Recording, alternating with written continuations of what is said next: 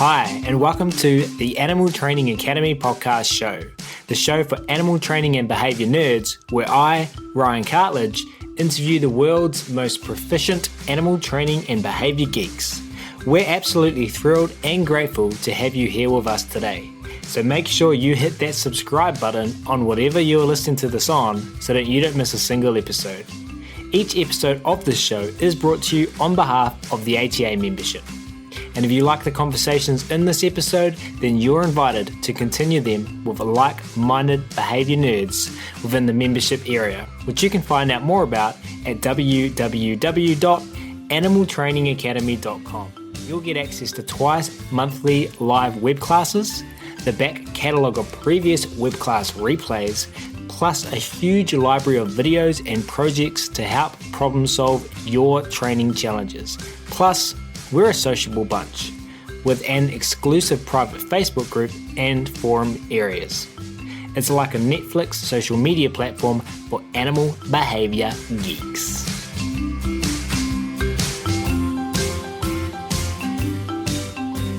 Well, we will get started on today's episode where we will be talking to one Melissa Brew. Melissa Brew is the owner of Click and Repeat, a marketing agency focused on helping dog trainers improve their presence online with awesome websites, custom logos, and marketing advice. She's also one of the co-founders of Dog Trainers Umbrella, which is dedicated to debunking the myth that dog trainers have to choose between doing what they love and making a good living by helping dog trainers build thriving businesses. Yes, dog trainers can make six figures. What? She has over 10 years experience in marketing, doing everything from running a six-figure marketing budget and leading a full team to playing solo marketer for a small startup, to now running her own business. That means no matter where you are in your journey, she can help you apply marketing best practices to bring in new clients, the good kind. She is also the resident marketing geek at the Fenzi Dog Sports Academy, where she teaches classes on marketing and website building, hosts their weekly podcasts, and runs the webinar and workshop programs. She currently lives in Raleigh, North Carolina with her English cocker Levi and her tuxedo kitty Piper. You can find her posting occasionally on Instagram and more regularly on Facebook in the variety of groups she helps run. Want to learn more? Check out her website at www.clickandrepeat.com. So without further ado, it's my very great pleasure to welcome Melissa to the show today, who's patiently waiting by in North Carolina. Melissa, thank you so much for taking the time to come and hang out with us at Animal Training Academy. I'm super excited to be here, Ryan. This is so much fun. A little bit of a insider baseball for everybody listening, but Ryan and I have actually been talking for quite a while now today. So I'm excited to kind of flip the script and talk a little bit about marketing stuff. Yeah, we just recorded an episode for Fenzi. So a few months since that one was released by the time this one comes out.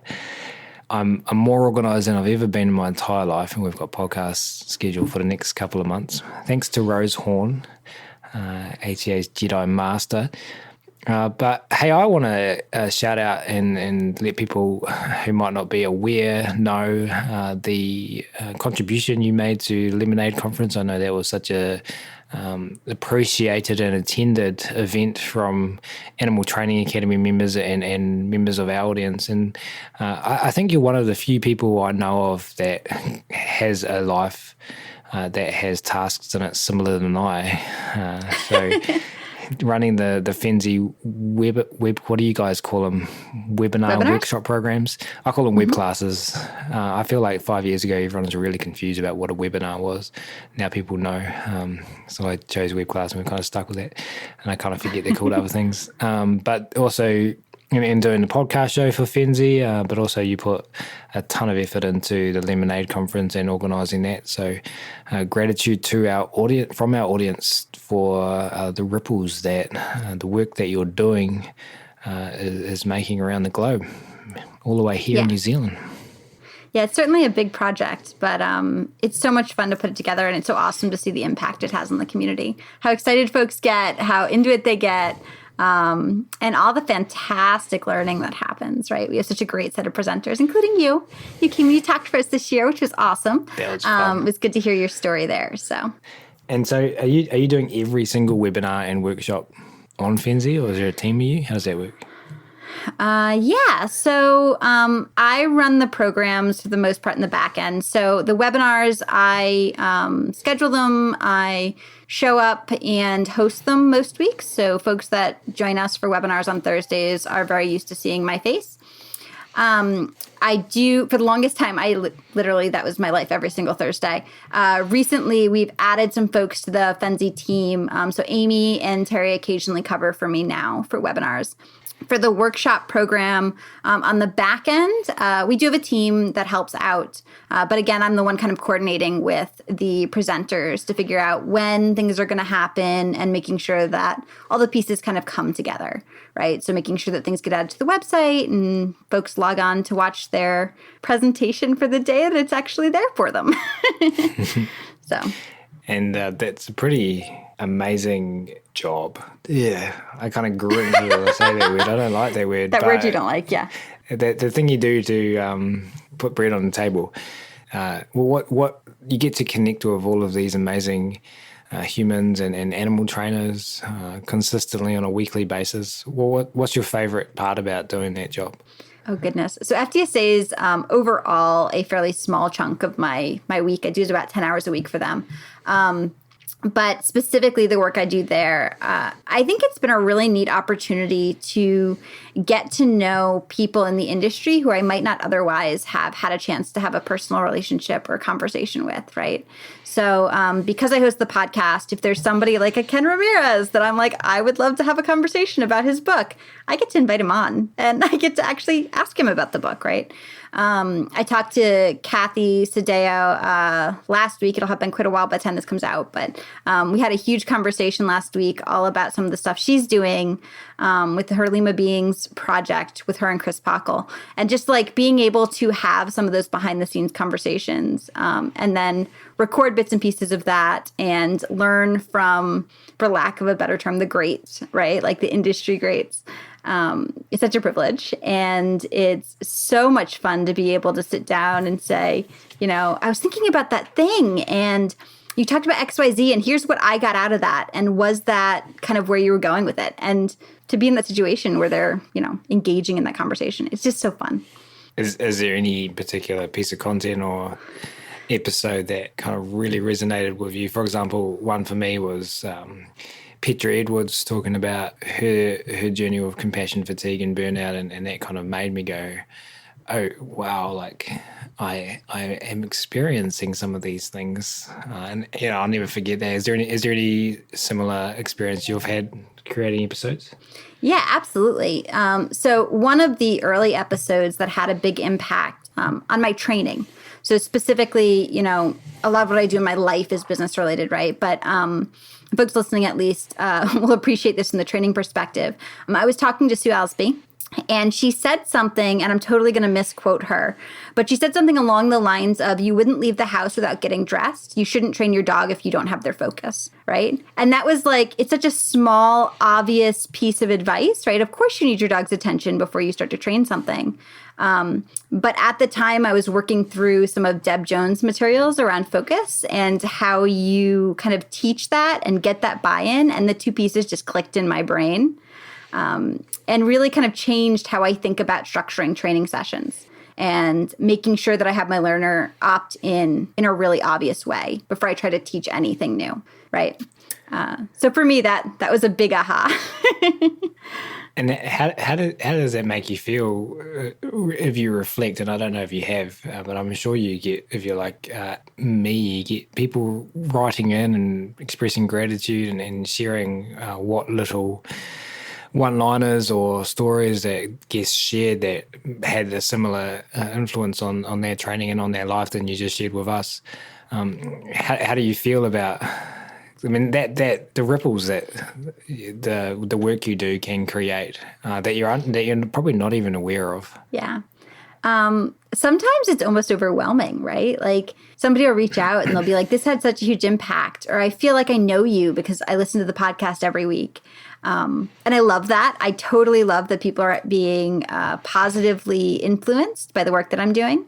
But at the same time, sometimes it's like, oh, wow, for lack of a better phrase, I call myself socially awkward, right? So like to have somebody come up and be like, you are so awesome, and I know all this stuff that you do, and I follow you in all these ways, and it's like, that's fantastic. I don't know you though, so now I'm all intimidated by the fact that you're impressed by me. I feel like I have to live up to your standards, right? So it's awesome, and I love that I can have that impact. And at the same time, it's a little intimidating. Is that something that you might label as imposter syndrome, or is it something different? I don't usually think of it as imposter syndrome, but maybe it is. Maybe my definition in my head of imposter syndrome isn't accurate. But I don't know. For me, it's just I'm not always sure how to approach a conversation where somebody knows more about you than you know about them, you know? So sometimes it's hard to, you and I just had conversation about crucial conversations, right? And so it's hard to kind of get into that curiosity mindset if you feel like the person already kind of knows a whole lot about you, for me at least. So yes, yeah, I don't know if it's imposter syndrome or not, but it's certainly a different feeling, right? Yeah, cool. And how did you get started? I'm curious to hear how you landed up or ended up doing marketing and stuff nowadays. Was it through first becoming a dog trainer, or did you become a dog trainer after the marketing? Like, what is your, to take us back and share with us your journey and how you got into positive reinforcement training and where marketing came into it, or vice versa? All right. It's a long story. So I'll give you the long version. I'll make a cup of yeah. Fresh cup, right? So I grew up in the dog world. Both of my grandmothers breed different breeds. My dad's mom bred poodles while I was growing up, and my mom's mom only recently stopped breeding English Cocker Spaniels. My English Cocker Spaniel is from her lines. And my parents met in a junior handler class. So dogs have always been like a huge part of my life, right? I used to tag along when my grandmother would teach obedience classes at the local AKC club. But back then, positive reinforcement wasn't really making the waves it is today. So I absolutely was exposed to those other more traditional methods early on. And I knew kind of from an early point that I wanted to be involved in that world in some way and wasn't really sure what that would look like long term. So after college, I studied English and marketing, and I thought I wanted to be a freelance writer. That's what I thought I wanted to do with my life.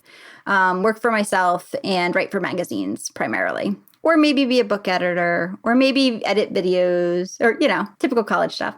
I got a master's in publishing. And the part of publishing that really sucked me in was, how do you use words to sell stuff? So it was not a big journey, right, to go from that to content marketing, which I know you're super familiar with. But I didn't necessarily start there professionally. So I had this degree and I had this interest. My thesis was on business models for digital magazines. How's that for an outdated topic these days? But out of school, I got a job working for a pet magazine. So I edited for a business-to-business pet magazine and started doing some freelance stuff on the side. And from there, I just got sucked more and more into the marketing side of things and less on the writing side of things. Most of my jobs that I've been in for any period of time have been tied into the dog world in one way or another. So I wrote for the pet magazine, and then I did some work for their sister publications. And then eventually, after I moved out of New York City, because having a dog in New York City is not easy, I did get my own dog. I got a German Shepherd named Riley, and I got super interested in training. And so I was taking her to classes, and the instructor decided that I should start teaching for her instead.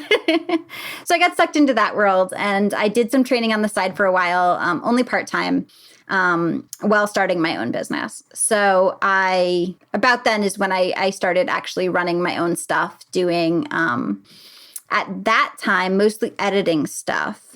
And it wasn't really until I started working with Fenzi that I started looking at actually working with dog trainers specifically in a professional way. So I'd done some advising when I worked for the dog trainer, right? Like we'd talk about her email marketing, we'd talk about her marketing stuff.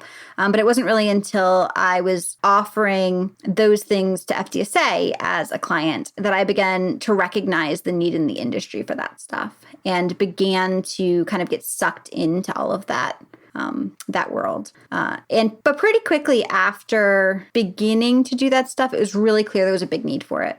And that kind of brings me to where I am today, where that's my 9 to 5, or as I'm sure you know, sometimes 9 to 12, as in midnight, day job, right? It's what I do from the time I get up until the time I go to bed, with rare exception. So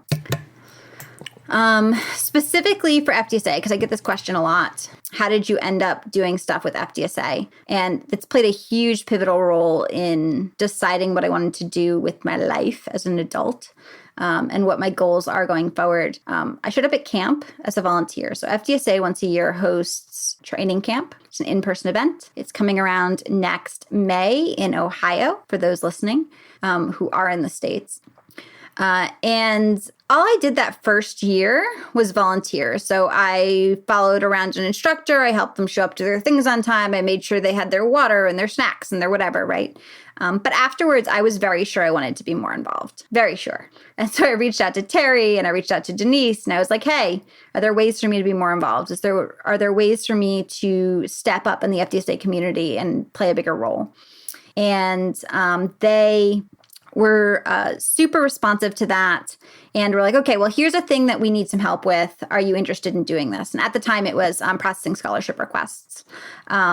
And so I would help with that piece of things on a volunteer basis. And eventually I approached Denise with the idea for the podcast and was like, I want to do a podcast. And I have a feeling, since I want to do it on dog training, that I'm going to want to interview like 90% of your staff. Are you cool with that? And she was like, actually, let me hire you to do that for me instead. So we created the podcast and it's kind of all been, fun from there. It was a really long answer. It was standard length. I think we can unpack it more. I'm curious to know, you said that I was also interested in content marketing. And it's one of the first things, I remember when I first created my online course and my mate's like, cool, now how are you going to market it? And I went, what? Don't I just put it on the internet? And I had to learn about marketing and content marketing and implementing it. And I feel that all businesses, no matter what industry you're in, should do content marketing. I'm a huge advocate of it. Can you explain for everyone listening what content marketing is and all the different variety of forms and ways that people can implement it? Absolutely. So as a, I don't know what the right word is, a warning, right? Like this is a thing that there are whole podcasts about where like that's all they talk about week after week for hours at a time. But the short version is how a business uses educational material to teach their customers about what it is they do in a way that leads that client or potential person to come work with them, right? So if we're talking about this podcast, for example, right? You put out the podcast, you provide the folks listening with some useful content, you build that relationship with them in an educational way. You're helping educate your target customers kind of at large, and then hopefully they become an ATA member, right? For FDSA, we put out the podcast, we talk about some of the same topics that the instructors cover in their courses. They provide free material, free educational material in exchange for the idea that if you like what they have to say, maybe you'll invest in actually learning the full thing, right? Taking the 6-week course or signing up for the webinar or doing the workshop. A lot of the time that you said all the formats and whatever that kind of go into it. And a lot of the time that looks like blogging or podcasting or putting out free content on Instagram or Facebook posts. It can be any of the formats that are out there, video or text or images or graphics or infographics. The key is really just you're putting out educational information as part of your marketing strategy. So content, right? All the different formats content can take as your way of marketing your business. And you mentioned that part of that is building relationships. What did you mean by that? Yeah. So I know when we kind of talked in advance, we were talking about like the pieces of marketing and dog training that align. And I think this is a really kind of key piece of that, right? So when you're talking about marketing in general, my approach to marketing is very similar to my approach to dog training. If you look at the people out there that you want to work with, the same way you would look at any learner, right? There are certain key pieces that you want to include in that eventual relationship. So first and foremost, you really want to remember that a relationship that's just about you is never going to be a really productive, great relationship, right? The other person's not going to choose to engage with you very much if you're only ever talking about you and yourself and what you have to offer. If you're being super salesy, you really want to make sure it's about them. Or in copywriting parlance, we tend to talk about it as using the word you a lot, right? So if I am writing something for my about page even, I'm going to position the information about me as how it matters to you and why it matters to you and what it has to do with you. So one of my favorite ways to do that is to use the phrase "that means." So I'm going to share a little fact about me, and that means XYZ for you. So to give you a really concrete example, on my about page, I have experience as a dog trainer, and that means that I won't be talking about, alpha dogs and dominance behaviors if I'm writing your copy, right? So that's a very clear way of how my experience impacts what I can offer you as a trainer for my business, from my business, right? That's the first piece of the relationship building, is knowing that a real relationship is not just about you. It's about the learner. It's about the dog and dog training. It's about the potential client when you're talking about your marketing. The second piece there is just as when working with a dog, we want to make sure that we're being reinforcing to the person or the animal or the learner that we're interacting with. So what does that mean when we start to think about marketing, right?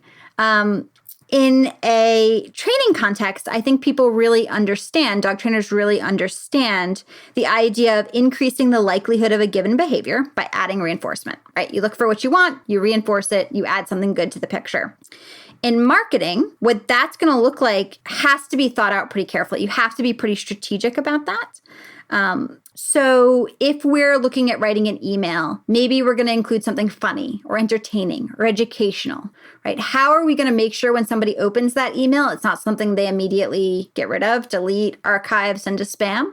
How can we make even those interactions reinforcing and engaging for the person on the other end? And maybe it's a joke. Maybe it's a really awesome tip that they haven't thought of before. Maybe if you have a group class where you've worked a whole bunch on teaching Go to Mat, it's here's 5 ways you can use the behavior you learned in class this week to improve your life, right? So super easy little bits of digestible content, but thinking about the fact that they need to be something that the person who's reading it is going to find useful or entertaining or helpful in some way, and building that all into your marketing, making sure that your interactions are reinforcing for the person who's receiving your emails or your Facebook posts or kind of anything you put out there. So my other example is about just making sure things are easy to use, right? So if you are trying to make your interactions reinforcing, you want to make sure you're not accidentally adding frustration to the picture. We know what happens if we add frustration to our dog training, right? Or maybe get barking. If we're in a really bad situation, maybe we get biting. When we think about adding frustration into a client or marketing relationship, you're going to get a client who then decides you are not the person they want to work with, right? So that person is going to leave your website if they can't find the information they want to look for. That person is going to unfollow you on Facebook if the things that you're sharing are things that are hard for them to understand or not interesting to them or not reinforcing in some way. But it also carries through to making sure that you're being super clear, right? So if you say, sign up for my class, XYZ on your Facebook post, and you don't have a link, I did this last week, and you don't have a link to where they can actually go sign up for the post, guess what? They're probably not going to click on the link, and that's causing frustration in the target audience you're trying to reach, right? They maybe read the thing, were convinced, and then they're like, okay, but I don't know where the heck to go to sign up. That is not a good interaction. It's not rewarding. It's not how you build a relationship. So I want to share some thoughts that all of that made me think about. and get your opinions on them, say if you agree with them, if you disagree with them, and hear them put in your words. I think for those listening, it's a topic that's probably pretty important for us as animal trainers who appreciate that the job market is limited, and therefore one of our view of only options is to start a business. But we're not marketers, so we have to jump in and figure it all out and fail forward, and it's not reinforcing for us all of the time. Another thing that we contend with, I think, is limited resources and time, and then you really have to carve out time to do all of this stuff. And the third thing is overwhelm and a pressure to do it right and then get it done and then fit everything else. And so it can quickly become an overwhelming, scary thing to embark on. So for those who are listening and maybe they want to implement some of this stuff and they want to, okay, cool, what is the behavior I want from this email? Where are my reinforcers? But holy crap, like I've only got an hour for marketing this week and I don't feel as good enough. Should I send it out or should I just like not send it out, leave it on my computer and like my audience doesn't get anything? Like where's the line for people trying to implement this stuff, or for being willing to fail, sending something that's good enough out versus something that's perfect? Like how do we juggle those balls? Does that make sense? Absolutely. So my personal mantra when it comes to marketing as a whole is that you never want to do more marketing than you have to do. Right? I am a huge fan of minimalist marketing. You want to do exactly the amount of marketing you need to do to put money in your bank account and the amount of money that you need in your bank account, and you should know that number, and no more. There's nobody served by you doing more marketing and bringing in more people that you then can't serve, right? So that's the first piece. You want to figure out exactly how much you actually need to do and what you need to bring in. And once you kind of find that sweet spot, you don't need to grow it from there unless you're ready to take more clients and grow your business as a whole. So how do we do that? How do we stop from being overwhelmed? How do we stop from feeling like we have to do all the things? And I usually tell people you can get away with picking 3 to 5 things a month, and that's it. So you're going to pick 3 to 5 tactics, right? We don't have to do all the things. You don't have to be on every social media platform. It's much better to pick 1 or 2 or 3 things and do them consistently and learn how to do them well than to try and do all the things and spread yourself too thin and do some of them poorly. So how do you pick those things? You want to pick whatever is going to come most naturally, that you're going to feel the most successful with off the bat. And one of the ways that I tell people to identify that is think about where your recent clients have come from. If you know a recent client has come from Facebook, well, then obviously you're doing a fairly good job on Facebook. You've already gotten a little bit of reinforcement history, right, for the work that you're putting in there. Let's do more of that. Let's see if we spend a little bit more time there this month, if that'll lead more clients that we'd like to come in via that method. So that would be one of the methods for this month, right? And then maybe I also had a client come in when I sent out an email. So maybe that's my second method. And then maybe my third method, I really need to go through my website and just make sure it's up to date. That counts as a marketing thing. So those are my 3 things for this month. That's it. I'm going to focus on posting consistently on Facebook. I'm going to focus on sending out an email to the people on my email list. And I'm going to spend some time updating my website, right? So hopefully that doesn't sound like an overwhelming list. Maybe for some folks, even that's overwhelming. But the goal is to create something that you can kind of implement throughout the month. At the end of the month, you say, okay, did this work? Did this not work?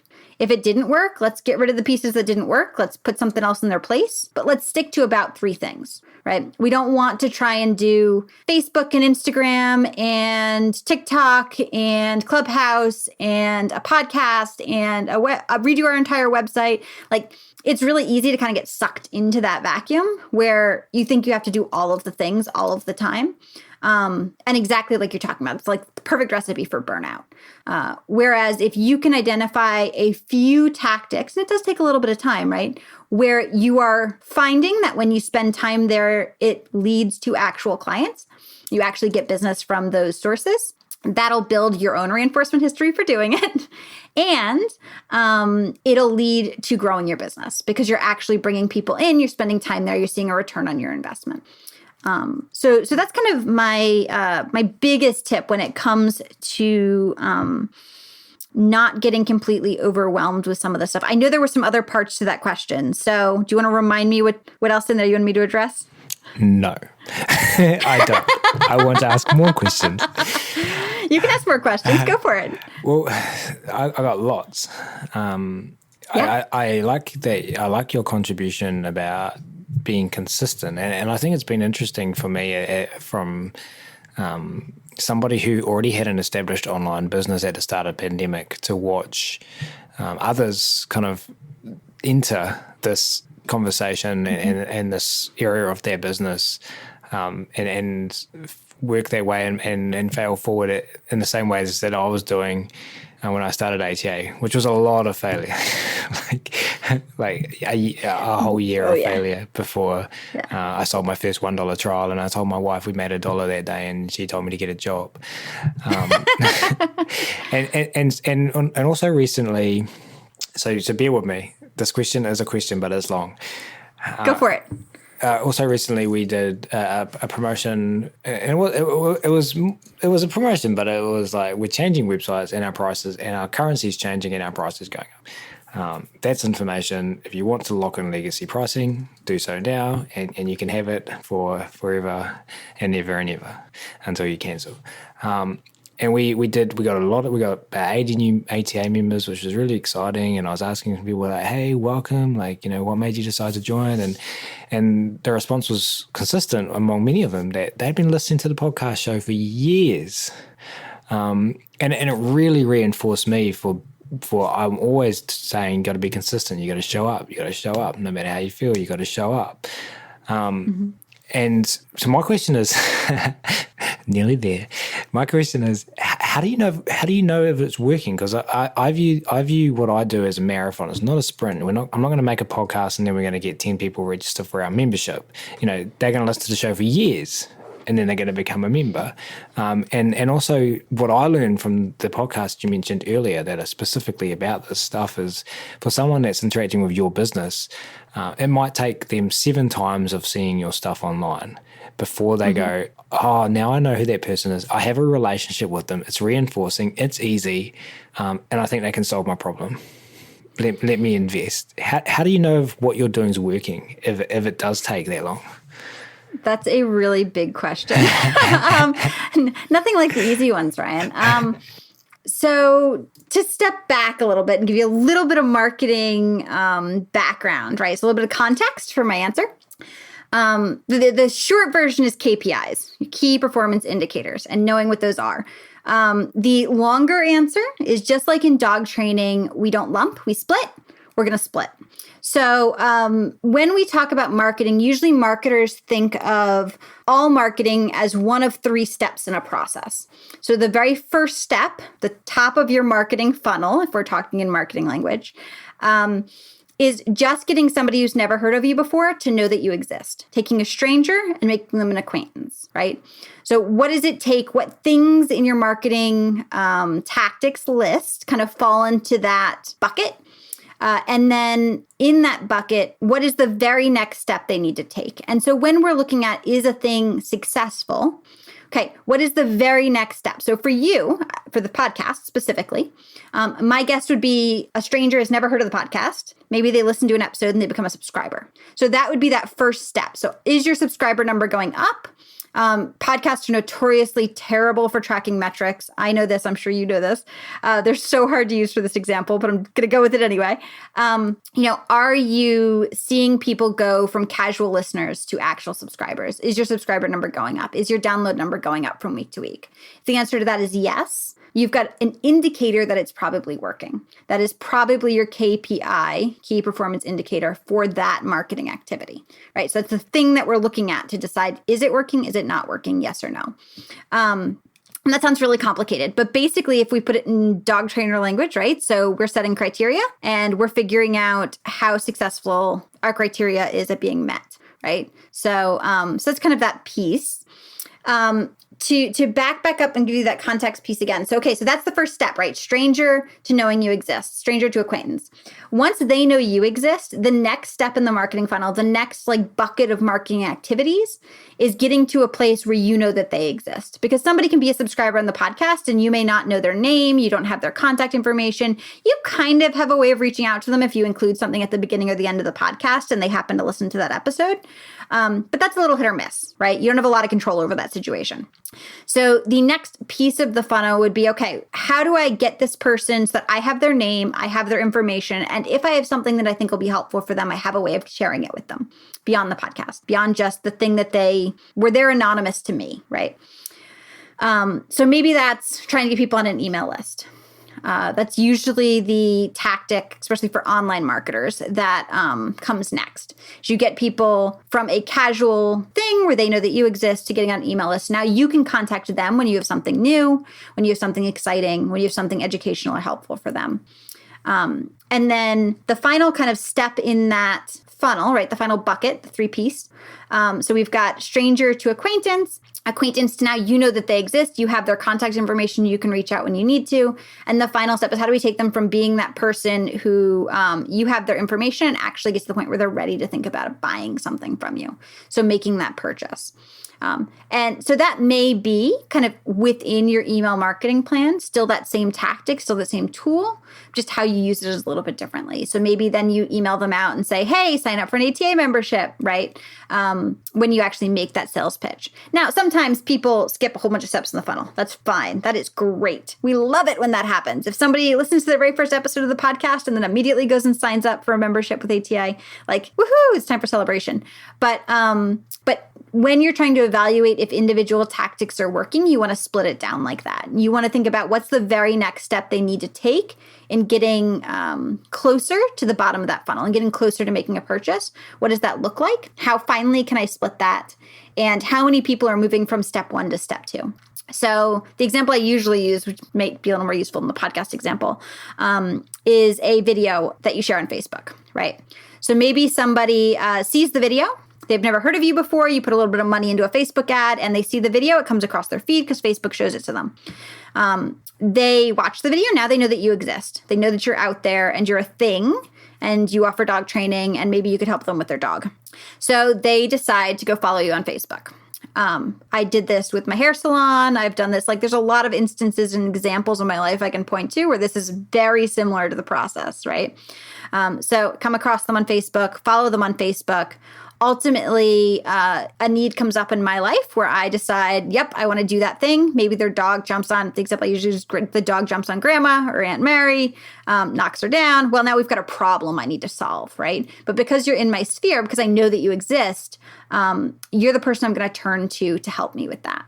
So I'm going to hop over to your website, do a little looking through your website, and then hopefully sign up for a class or contact you for lessons. So now we've got the initial video, we've got following you on Facebook as kind of that middle piece of our funnel, and then we've got reaching out to you as that final step, right? Your website kind of played that final role.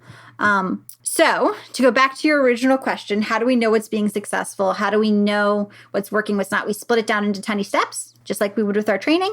And we look at, are people moving along those steps and how many? And what do those percentages look like, right? And sometimes those numbers are super hard to have. Like you can't pull them for everything, but sometimes you can. So as much as possible, we try to look at the math. So going with the relationship metaphor, it's kind of like, let's view it as dating. So like if you met someone like, yo, do you want to get married? And they're like, you know, there's going to be someone who's going to say yes because, I mean, they made a TV show out of there, right? Married at First Sight. Yep. But chances are people are going to look at you pretty strange. So, I mean, what do you do when you first meet someone who you're romantically interested in? You don't just try to jump those steps. You get to know them, you invite them out, you nurture the relationship.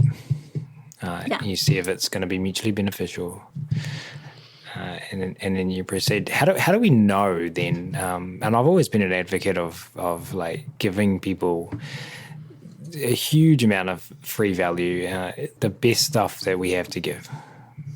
Often, let's give it out. How do we make a decision about what is free versus what is paid? Okay, but I'm going to answer that. I wrote it down so I won't forget. But I want to go back to what you're saying about romantic relationship. So that is a super common metaphor in marketing. And the place where it falls apart, and this is super important to think about, you're not just dating one person. When you're talking about marketing, we are never just talking about a one-to-one relationship with one person. It's super valuable to recognize that we're trying to form relationships with our potential audience. But if we're only communicating with one person, that makes it or breaks it, right? Like if I only have one person who might buy from me, if they say no, I'm in trouble. You really want to be thinking about, in order to sell 50 spots, I need to reach, 20 people. Or, in order to sell, 5 spots, I need to reach 20 people, right? Like you're only going to get a percentage of people at each step who make it to the next step. And that's okay. That's expected. You are not failing as a human being when that happens. That is the way that it's meant to work.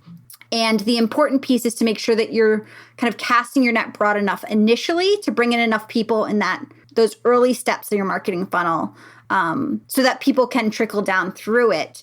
And the percentage is big enough that you still have people who ultimately buy from you at the end. So that's my caveat. To go back to the free versus paid stuff, right? This is a huge question, especially online. And there are a couple of different strategies you can use. So the first one, and the one that has worked for a large number of the super famous dog trainers out there, is the share all the stuff, just share it in no special order. If you just put it all out there for free, there will always be a percentage of people who then say, okay, but my dog, right? Webinar presenters sometimes hate these questions, but my dog, blah, blah, blah, blah, blah, blah, blah. There will always be somebody who wants to work one-on-one to apply your advice to their specific situation. The nice thing about doing it that way, that approach, putting it all out there, and this is absolutely something I typically recommend people do. This is a strategy I like. The nicest thing about that is usually then when you bring in a client, they've already read all the free stuff. And so they already bought into your methods. They already bought into your advice. They're already coming to the conversation from an educated and informed place. And you can make so much progress so quickly because they already have that baseline knowledge and they can achieve really impressive results, right? So that's the first method. Just put it all out there, give it all away for free. Don't worry about the money piece off the bat. The second piece, the second option, I guess, is being strategic with what you offer for free and what you offer as a paid resource. Now, this becomes more important, not just giving it all away for free, becomes more important if you're trying to work with people at scale. So if you're offering an online course, for example, right? If you just put the online course out for free, there's no difference between having the online course be for free and the online course where they're paying for it. Now you have a problem. So you want to instead think about either offering a sample. So you're offering, for example, like a page in the book, right? You're giving them a look at what the piece is. You're giving them a super detailed look at that piece, but you're not giving them the whole picture, right? You're not giving them the whole story cover to cover. You're giving them a chapter or a page, enough that they can get something useful out of it. They can apply it to their situation, their dog, their business, but not necessarily something where they're going to be able to solve their own problem because there are pieces that you have not shared, right? So in a dog training scenario, that might look like we're going to talk about how to teach go to mat and why it's valuable. The example that a lot of people like to hear is send the dog to the mat when the doorbell rings, right? That's a pretty cool thing. So maybe the page in that example is how do we start to teach a dog to go to mat on cue? But we're not going to go into for free how to then transfer that cue to the doorbell. If they want that piece, they're going to have to buy your course or they're going to have to hire you for help, right? And maybe they can find some of that out there for free, but that then goes back to, even if they can find it for free, at some point, people will want your personal advice to customize it to their situation. The other, I think I skipped a piece in there about the for free. So let me go back for just a moment. The other piece about giving it for free is if you just put it all out there for free, that's a lot of stuff, right? It means like if you, for example, when I was first getting into, when I first adopted Riley and brought her home and was working through training with her, I stumbled across Denise Fenzi's blog. Now, for those of you that are not familiar with Denise, she's been blogging for, probably the better part of 10 years. I am unusual in that I literally read the entire thing beginning to end. But most people wouldn't do that, right? Most people are going to be overwhelmed by the sheer amount of content that was available, and they will instead sign up for a course or sign up for a webinar or sign up for a workshop to get the abbreviated version that's kind of packaged together, right? So how do you teach HEAL, right? It's a perfect example. She has a whole course on that. But she also shares a lot of those details for free on her website if you want to spend the time to go through and find which pieces are applicable and which pieces are actually relevant to teaching HEAL versus all the other stuff that she covers, right? So that's the other side to giving it all away for free, is people will want the faster solution of just hiring you to tell them which parts are relevant. So, okay, so we've got that, give it all away for free. We've got the chapter or page option. You can also kind of look at it as sharing sharing just a little bit, right? Kind of sharing I usually phrase it as sharing the why and not the how, right? So you can share what learning a skill can do for you, kind of the before and after picture. You have this situation. If you learn X, Y, and Z, you can get Y solution, and not tell them how to get from point A to point B. Now, keep in mind that can be a little more frustrating for the learner, right? That is not quite as generous as some of the other stuff we've talked about, but it's absolutely a valid method. It's a method a lot of online course presenters and teachers use, is they share what you can accomplish using their methods and why that's super beneficial to you. And then if you want to learn actually how to do it, you have to hire them. So those are kind of three options, for lack of a better word, for kind of making those decisions and being strategic with them. So is there a line, an invisible line, a grey line, a thin line between offering too much content and offering just the right amount of content? Can we offer too much free stuff? I mean, my personal answer is no. The exception to that, I guess, if you're going to push me, is offering so much that you are spending all your time creating free stuff and you don't have time left over to create paid stuff. Right. So if you're putting all of your time and your effort, you only have, 7 days a week, 24 hours in a day, 365 days in a year. If you spend all of your time putting out free stuff, you'll have no time left over to make money. And that does matter. You do need to think about how you're going to run your business so that you can sell stuff, so that you can feed yourself, so that you can have a roof over your head. But kind of beyond that, I don't really think there's necessarily a line. Now, you look thoughtful on that response. I'm not sure you agree with me. No. It's because I was trying to figure out a transition, because I have a question and it's like just completely like everyone's like, oh, where's this conversation going? And then Ryan just completely changes it to something else. I was like, how do I transition that? That's what the full thing. So we've now done it completely elegantly. Yeah, absolutely. This is probably the finest moment of my podcast career. The question is, and it's something that was brought about by you saying the relationship metaphor is one that's frequently used by people. And I think I heard it on the Perpetual Traffic podcast show. I don't know if you've heard of that one. And there are lots of different podcasts on marketing. Surprise, surprise. I mean, you would never have enough time to listen to all the podcasts on marketing. And so for someone who's wanting you to become a client of theirs, I do marketing, and you have your own business, and I want you to hire me to help you with marketing. And I know how to use Facebook, so I'm targeting you. My ads are in front of you. You've got some success from looking at my video. But I think it's quite confusing for dog trainers to know who to trust. I feel lucky that I'm working with Veronica Patelli because we've built a relationship over years, totally organically. Like, she was on our podcast and we got to know each other and we met in person. So I trust her.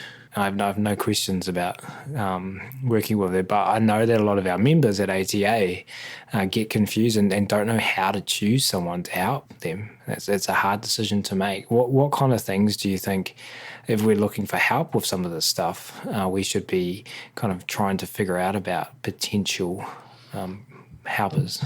Yeah. So this is a complicated. I feel like I've said that for everything you've asked me, that things are complicated questions. But and I hate it when guests do that to me. But so when you're trying to determine whether or not you should take somebody's advice, this is true regardless of whether we're talking about marketing or something else, right? My personal opinion is it advice they've taken themselves, and has it worked for them?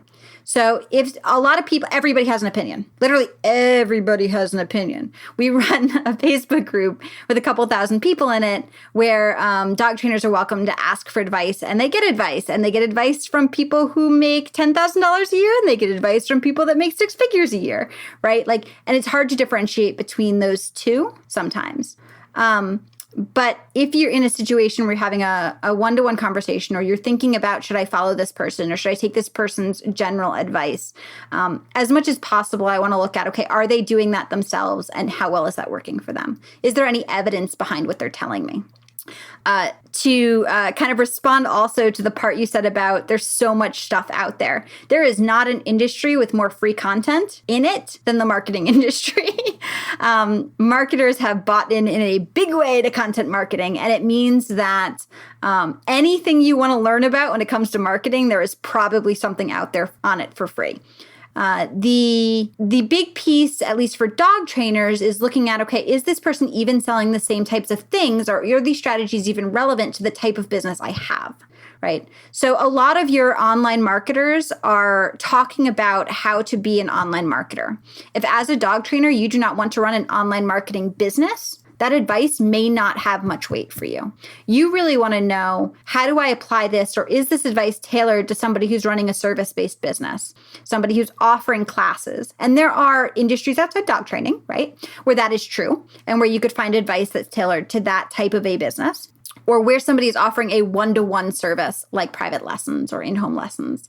And you really want to look for examples like that, and have they applied it to those types of industries or those types of businesses before, and what type of success have they seen? If all of their examples are digital-only things and you don't offer an online class, well, that's going to have limited success. And you, as somebody who is not a professional marketer, are going to be it's not necessarily impossible to say that you can't apply that advice in a way that's going to be helpful for your business, but you're going to have a much harder time, right? Taking advice that's not actually intended for somebody running the type of business you're running, and applying it, figuring out which pieces you need to adapt.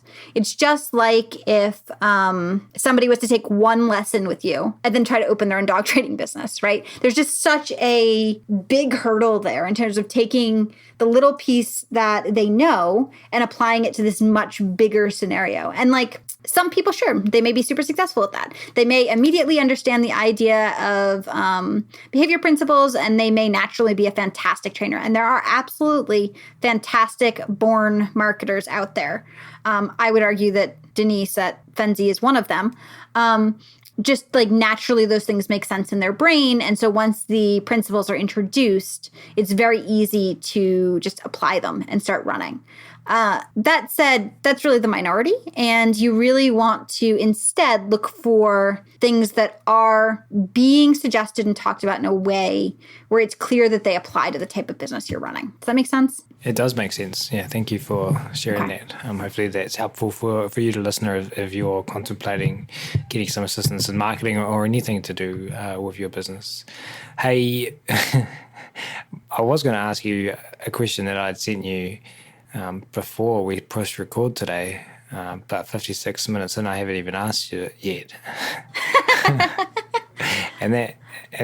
But I'm curious if we've potentially covered a lot of it anyway. But the question that Melissa and I were going to talk about today was what marketing and dog training have in common. 5 things. Have we covered all of those 5 things, or did you have things on your list that we haven't covered? Not all of them. Let's go. So start with number 1, and if you've already talked about it, then we can kind of skip over that and go through the list. Absolutely. So we touched on number 1 already, which is it's not about you, right? When you're talking about marketing or dog training, it's always about the learner. In marketing, it's always about the client or the potential client. You want to make sure you're not focusing too much on yourself, what your goals are and what you want. You're really looking at what they are getting from the situation. Number 2, be reinforcing. We talked about this one a little bit again already too, right? This idea that at least in our community, we believe that increasing the likelihood of a given behavior is, in order to do that, in order to increase the likelihood of behavior, we add reinforcement. And so that is also true when you're talking about your marketing. You want to be kind in your marketing. You want to be reinforcing in your marketing. You want to be generous in your marketing. And those things will help you bring in clients. 3, at least in the dog sports training world, we have this concept of engagement where we start with, Denise has a whole class on this in the dog training world. I'm going to try to summarize it. So the basic idea is that you start by controlling the training session, right? Like it's your job initially to get the dog, the learner, it's true of anything really, to opt in. It's your job to say, look at how interesting this can be. Look at how fun this can be. Look at the cool stuff we can do together. And that ultimately, at least in sports training, you want to get it to the place where the learner is pushing you. The dog is actually pushing you for the opportunity to work. They want to interact with you. You've proven that you're so reinforcing that they are looking for opportunities to offer you the thing that you do together to get that relationship going.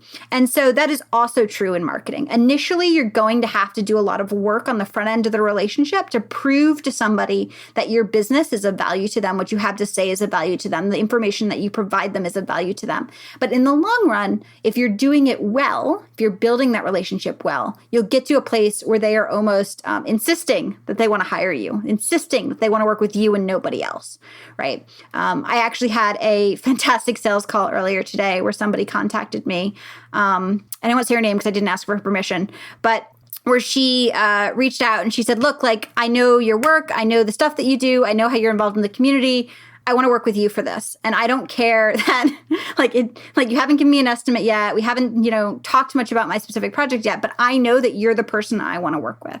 Right. And so that was our very first phone call, right? You can get to that place, and you get to that place by putting out useful resources, by putting out helpful educational material, by being a valuable resource for the folks who ultimately will form the community of people who work with you.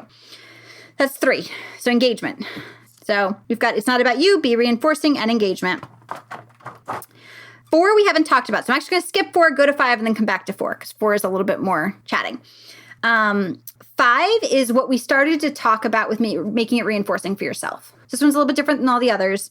In order to make sure that you are opted in, so that you are getting some reinforcement out of all this effort that goes into marketing and running your business, ideally your reinforcement, your own reinforcer for doing this work is that you're making money, right? So you are making the sale, you're hearing from people how helpful it is, they're choosing to work with you, and you are seeing success in your business as a result of that work. So click, you get a sale. Click, you get a sale, right? So that's your reinforcer there. So if we think about how do we get that, and I think this is something where folks don't think about it enough because it's counterintuitive. You get there by standing out. So Seth Godin has this whole book about being a purple cow. And the idea there is if you're traveling down a country road and there are cows in a field and you see cow, cow, cow, cow, you kind of blur them out, right? They stop being phenomenal. They stop being interesting. You don't care. But if there's a purple cow, you go, oh, it's a purple cow. Now, if all the cows were purple, that would suddenly become boring. But because one cow is purple, that's the interesting thing, right? That's the thing that catches your attention. Now, that same thing is true in reverse, right? So if you take a normal cow and you put it somewhere unexpected, like in the middle of Central Park or in the middle of Times Square in New York City, that's also going to catch your attention. So the key kind of piece there, right, is that you want to figure out as a trainer, how are you different? What is your point of differentiation from the other trainers around you? When you're competing locally for business, so when there are only 10 trainers in your local area, that's easier to do than when you're looking at online, where you're suddenly competing with literally every trainer who offers virtual services. But it's still worth thinking about. So it may be enough locally to be the only positive trainer in town. That may be your differentiator. If there are lots of positive trainers, you may need to go a step beyond that to stand out. You may need to become the puppy expert, right? I rock puppy stuff. We offer all sorts of in-depth puppy help. Maybe to flip that on its head, your specialty is behavior stuff. Well, all the trainers in the area refer their behavior cases to you because you are the behavior case person. You work with dog-dog aggression. You work with dog-people aggression, whatever that piece is, right? Figure out what that differentiator is, that thing that you really enjoy, that thing that you see the most enjoyment out of working with, and figure out how you can make that a bigger piece of your business so that becomes your differentiator. So that's 5, but we did it before 4. So I'm going to go back to 4. 4 is set them up for success. This is a huge thing, right, in our training planning and our dog training. And it's also true when we're talking about our potential clients. So I shared the example earlier of mentioning a class and a course that I was offering and not including the link. Little things like that make a huge difference. It seems super obvious, but it's not always obvious if you haven't thought about it, right? So you want to make sure that you are super clear about what you want somebody to do next, what the natural next step you want them to take. You're talking about success, splitting it down, figuring out what those next steps are. We want to think really carefully about that. And in all of our marketing, encourage people to do that next step very clearly. They've done some studies, and I don't have the numbers in front of me. I should have pulled them up. Where they A/B tested. So in marketing, you can show half the people that come to your website one thing and half the people another thing. So they A/B tested copy on a button, so the text on a button.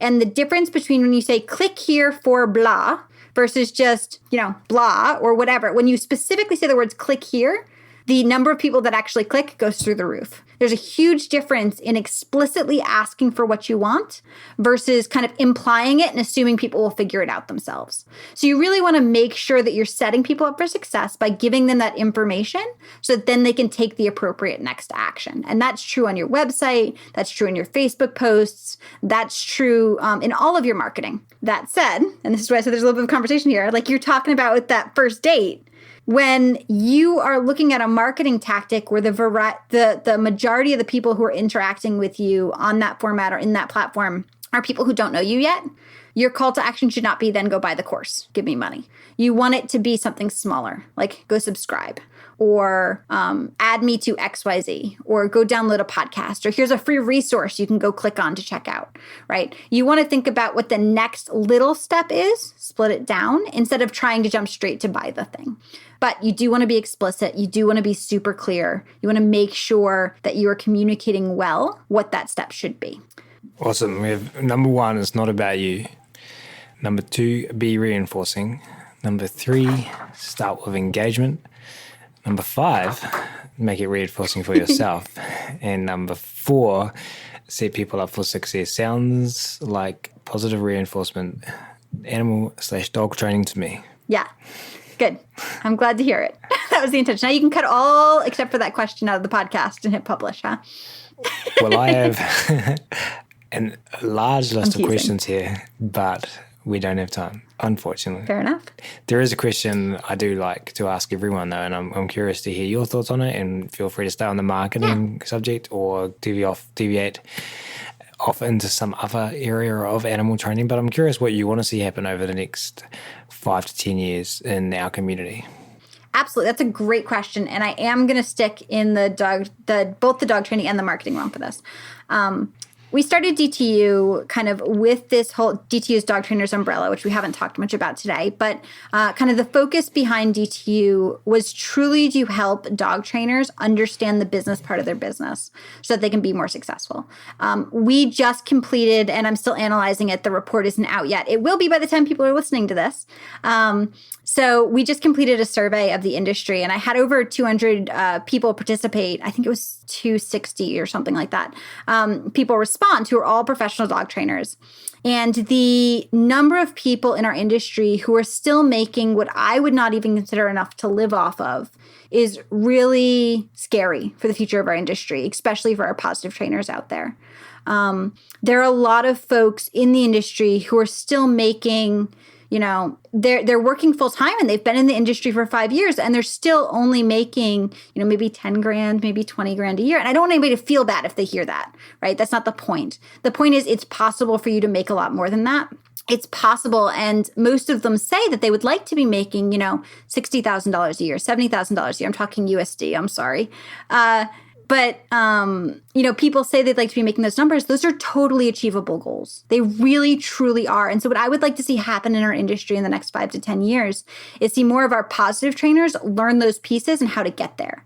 Because if you are not achieving enough financial success, you don't have to be a millionaire, right? But if you're not achieving enough financial success to stay in this long term, you're going to burn out and that benefits nobody. We want the positive trainers in our community to thrive, to do well with their business, to grow their business to a place where they are not just comfortable, but they have enough time and money to invest back into mentoring other trainers and helping grow the industry overall, because that is how positive training spreads.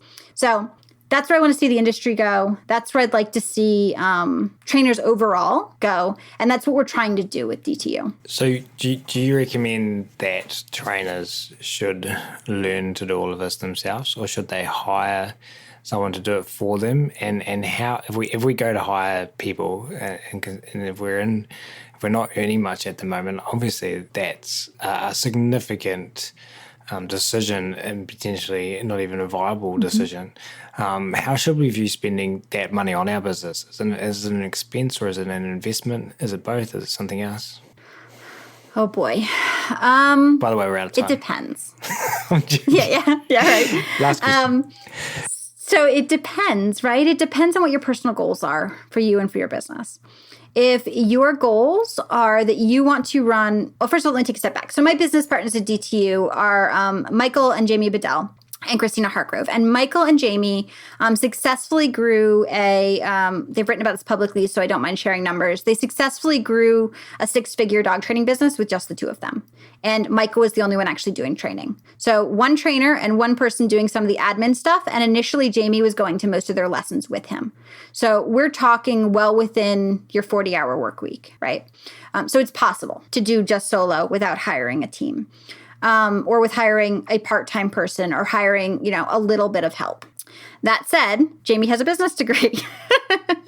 And that definitely helped inform how she made her choices and how she approached setting up their business, right?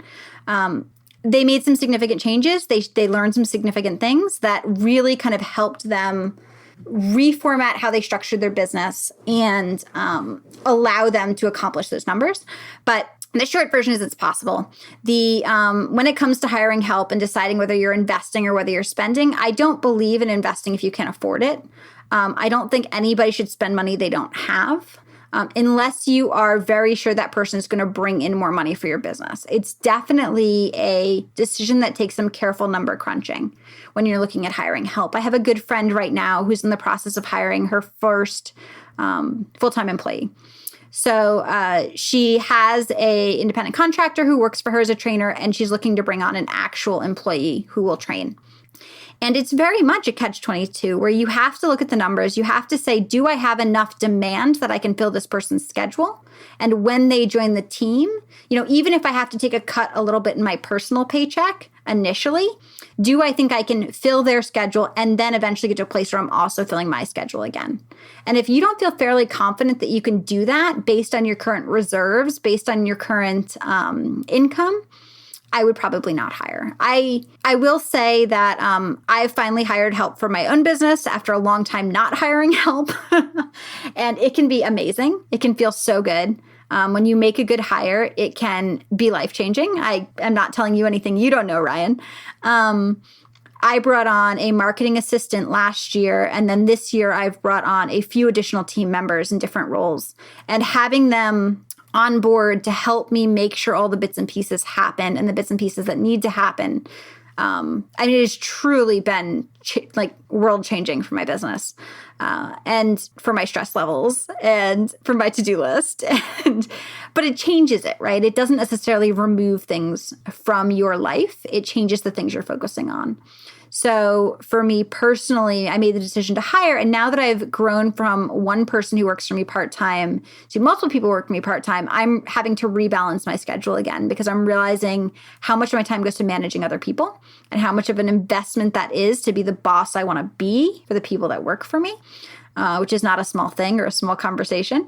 But that's its own thing, right? So don't look at hiring people as a way to just get stuff off your plate because that's unlikely to happen. You really want to think about, can the business afford this? Or when I'm hiring help, are they taking things off my plate that then I will be able to go make more money doing something else?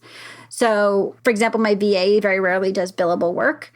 But she takes things off my plate that now I can go make what I make an hour, which is more than what she makes an hour, for the business while she's doing something else, right? And so your price structure needs to be aligned so you can do that. Because if I'm not making enough that when I go out and work those hours, I can pay myself and I can pay her, that's not going to work.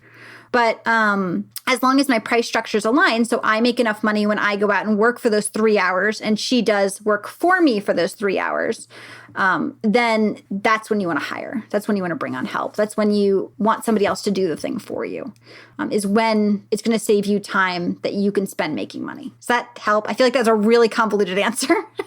I've intentionally stopped making notes so I don't ask any more questions. So I'm going to say yes, and offer an invitation for you to share with people where they can go to if it doesn't help, and if they do want to find out more and they do want to get in touch, where can they go online to find you and all of the things? Yeah, you mentioned it in the intro. My personal business website, where I do website design and logo design and some marketing consulting, is Click and Repeat. If you want there's some free stuff up there. There's free resources, and I blog, and my awesome marketing assistant blogs for me, and there's all sorts of good stuff there. If you want more of the business stuff, less of the marketing stuff, Dog Trainers Umbrella, which is just dogtrainersumbrella.com, has all of the businessy stuff from me and from Michael and Jamie and from Christina. So there's lots of free content there also. And then I am super involved in a bunch of different Facebook communities. We talked about not spreading yourself too thin. Facebook's the thing I'm all in on. So there's a whole bunch of Facebook groups that I'm part of. But the best one to join for general advice is the Dog Trainers Umbrella group. So it's DTU. Oh, let me look it up and actually give you the right name so people can actually find it without getting frustrated. Hold on 1 second. I know it's DTU:R plus something. DTU: marketing and running an R plus dog business. So that is the Facebook group that I would recommend hopping into, and we all spend lots of time in there. So it's a great resource for this kind of stuff. Wonderful. And we will, of course, link to all of that in the show notes as well. So you can head there on the Animal Training Academy website and find links to all of this stuff. Hey, Melissa, this has been so much fun. So from me, Phoebe Dog here next to me, and on behalf of everyone listening, we really appreciate you taking the time to come and hang out with us at Animal Training Academy. Thank you so much. Thank you. This has been great.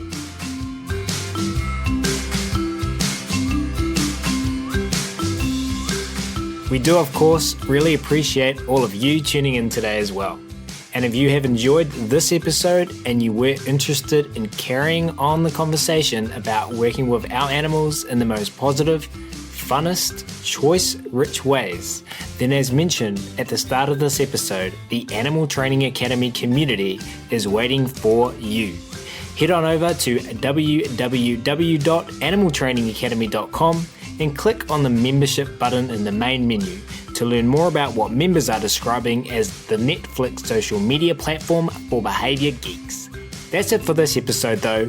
We're going to wrap it up there. Thanks again so much everyone for listening. You'll hear from us again soon.